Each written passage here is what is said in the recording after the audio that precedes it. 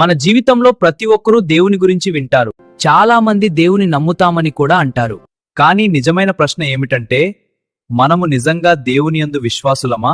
విశ్వాసం అంటే కేవలం దేవుని పేరు పలకడం కాదు, ఆదివారాల్లో మాత్రమే ప్రార్థన చేయడం కాదు, కష్టాలు వచ్చినప్పుడు మాత్రమే దేవుని పిలవడం కాదు. ఇదే విషయాన్ని అర్థం చేయించే ఒక చిన్న గ్రామంలో జరిగిన కథను ఇప్పుడు మనం చూద్దాం. ఒక చిన్న గ్రామం ఉండేది. ఆ గ్రామంలో దేవదాస్ అనే ఒక యువకుడు ఉండేవాడు.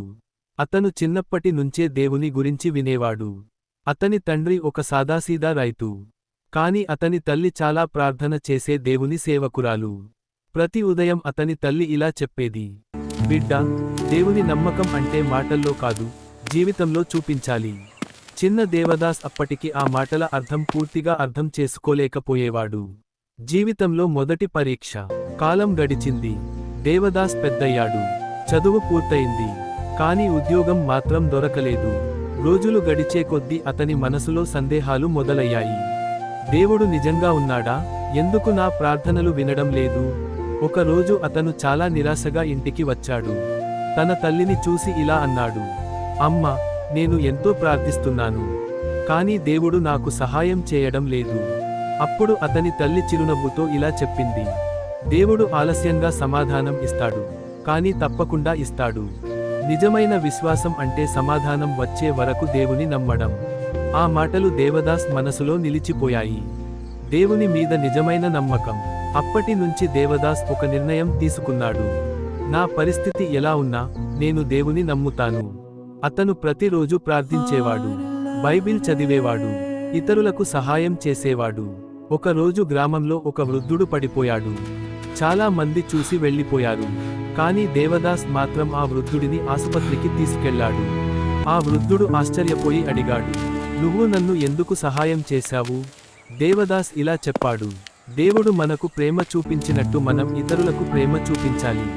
ఆ మాటలు వృద్ధుడి మనసును తాకాయి. దేవుడు చేసే అద్భుత మార్పు.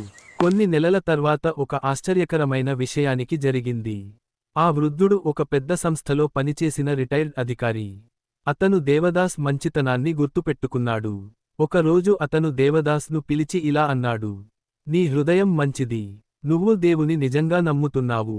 మా సంస్థలో నీకు ఉద్యోగం ఇవ్వాలనుకుంటున్నాను. దేవదాస్ కళ్లలో ఆనందబాష్పాలు వచ్చాయి. అప్పుడు అతను అర్థం చేసుకున్నాడు, దేవుడు ఆలస్యంగా పని చేస్తాడు, కానీ అద్భుతంగా పని చేస్తాడు. విశ్వాసం అంటే ఏమిటి?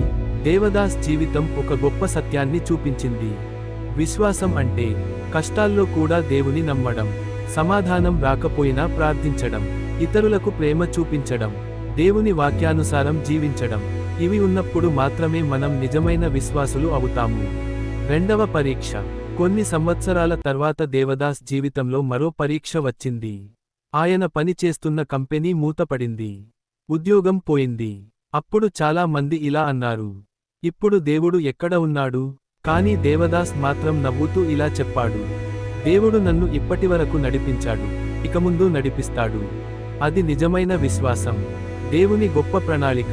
కొన్ని నెలల తర్వాత దేవదాస్ ఒక చిన్న వ్యాపారం ప్రారంభించాడు. మొదట్లో చాలా కష్టాలు వచ్చాయి.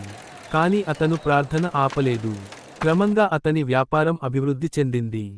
కొన్ని సంవత్సరాల తర్వాత అతను గ్రామంలో చాలా మందికి ఉద్యోగాలు ఇచ్చే స్థాయికి చేరుకున్నాడు. అప్పుడు గ్రామంలోని ప్రజలు ఇలా చెప్పారు, దేవదాస్ విజయానికి కారణం అతని విశ్వాసం. దేవుని యందు విశ్వాసిగా ఉండే వ్యక్తి లక్షణాలంటే ఈ కథ మనకు కొన్ని గొప్ప పాఠాలు నేర్పుతుంది. ప్రార్థన చేసే జీవితం. విశ్వాసి ఎప్పుడూ దేవునితో మాట్లాడుతాడు. దేవుని వాక్యాన్ని చదవడం. బైబిల్ మన జీవితానికి మార్గదర్శి. సహనం కలిగి ఉండడం. దేవుని సమయం మన సమయం కాదు. కష్టాల్లో కూడా దేవుని నమ్మడం. ఇదే నిజమైన విశ్వాసం. కథ యొక్క సందేశం, మన జీవితంలో కూడా ఎన్నో కష్టాలు వస్తాయి. కొన్ని ప్రార్థనలు వెంటనే నెరవేరవు. కానీ మనం గుర్తుంచుకోవాల్సిన విషయం ఏమిటంటే, దేవుడు మన జీవితాన్ని చూస్తున్నాడు. ఆయనకు మనపై ఒక గొప్ప ప్రణాళిక ఉంది. మన పని ఒక్కటే, విశ్వాసంతో ఆయనను నమ్మడం. దేవదాస్ కథ మనకు ఒక గొప్ప సత్యం నేర్పుతుంది. దేవుని యందు విశ్వాసిగా ఉండటం అంటే కేవలం మాటల్లో కాదు, ఈ జీవితంలో చూపించడం. కష్టాల్లో కూడా దేవుని నమ్మిన వారిని దేవుడు ఎప్పుడూ విడిచిపెట్టడు. అందుకే మనం కూడా ఇలా చెప్పాలి, ప్రభువా, పరిస్థితులు ఎలా ఉన్నా నేను నిన్ను నమ్ముతాను. ప్రియమైన సోదర సోదరీమణులారా, ఈ కథ మీకు ఆశీర్వాదంగా ఉంటే ఈ వీడియోను లైక్ చేయండి, షేర్ చేయండి. ఇలాంటి మరిన్ని ఆత్మీయ సందేశాలు వినడానికి మా ఛానల్ను సబ్స్క్రైబ్ చేయండి. దేవుడు మీ అందరినీ ఆశీర్వదించుగాక.